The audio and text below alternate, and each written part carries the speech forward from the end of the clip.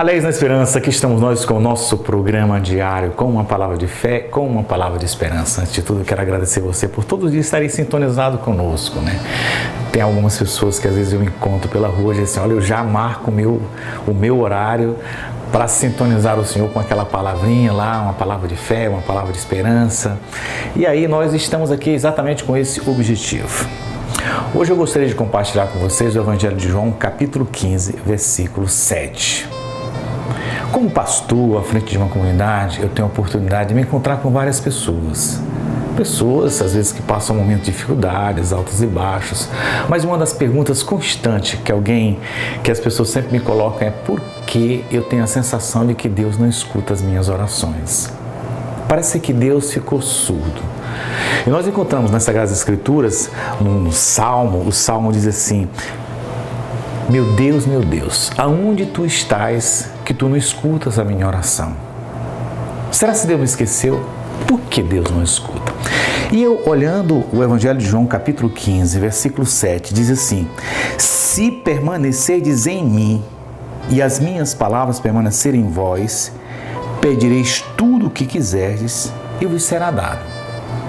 Nossa, quando eu olhei esse texto aqui, é claro que eu já tinha estudado, conhecia o texto, mas para essa dimensão da oração, eu fiquei, olha só, aqui está a receita. Por que que o Senhor não me escuta? Talvez o Senhor não me escuta porque não é Deus que não te escuta, não é Deus que está próximo de você. É você que está longe de Deus.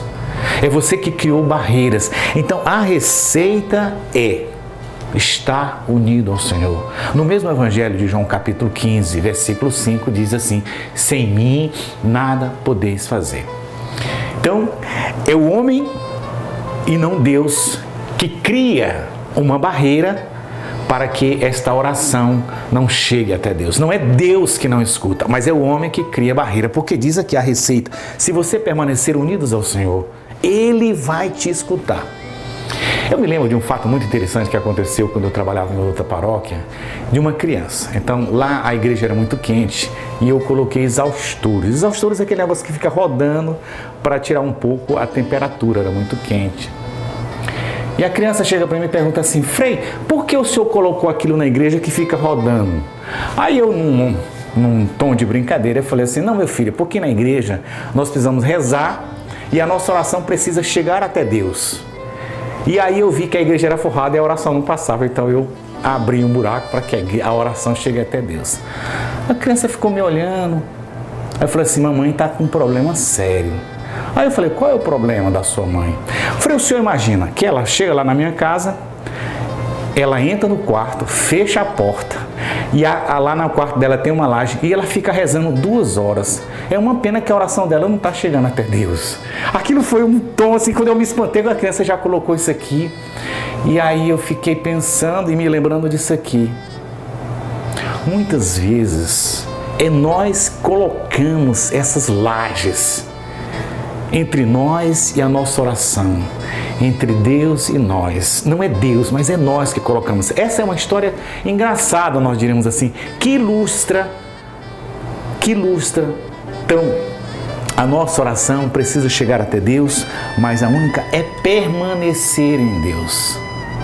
Nenhuma oração fica sem resposta da parte de Deus, diz as Sagradas Escrituras. Então nós temos essa certeza de que o Senhor escuta as nossas preces. E eu diria assim, aquela criança dizia que a mãe estava com dificuldades porque ela tinha botado uma laje, ela rezava sobre uma laje, e essa oração não ia chegar. E eu pergunto assim, numa linguagem figurada, quais essas lajes que nós colocamos que vão impedir a nossa oração de chegar até Deus? Primeiro, é aquilo que diz a Sagrada Escritura, você deve permanecer no Senhor. Sem mim nada podeis fazer. Segundo, olha meus caríssimos, o nosso estado de graça é fundamental para que você se apresente diante de Deus. A palavra de Deus diz assim, quando tu for ao templo oferecer a tua oferenda, e se tu tiver alguma coisa contra o teu irmão, volta, te reconcilia com o teu irmão para que você faça a sua oferenda. Então o meu pecado muitas vezes me distancia de Deus. O meu pecado impede essa relação direta com Deus. Veja, a Sagrada Escritura diz: se tu tiver de mal com teu irmão, vai primeiro reconciliar-te com teu irmão. O Salmo 50, ele diz assim: lava-me, Senhor, e purifica-me, Senhor. Lava, Senhor, purifica dos meus pecados. A iniquidade está sempre à minha frente. Você pode olhar isso lá no Salmo 50.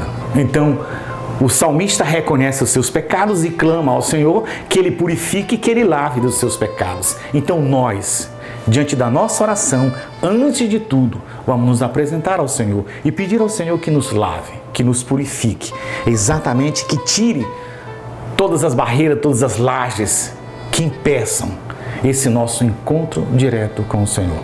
Faço votos, meu irmão, de que você sinta a presença de Deus na sua vida. Não é que Ele não está, é que você precisa sentir essa presença de Deus. Que Ele possa te abençoar hoje, amanhã e sempre. E que Ele escute sempre as suas orações, porque a palavra diz: nenhuma oração fica sem resposta da parte de Deus. Em nome do Pai, do Filho e do Espírito Santo. Amém.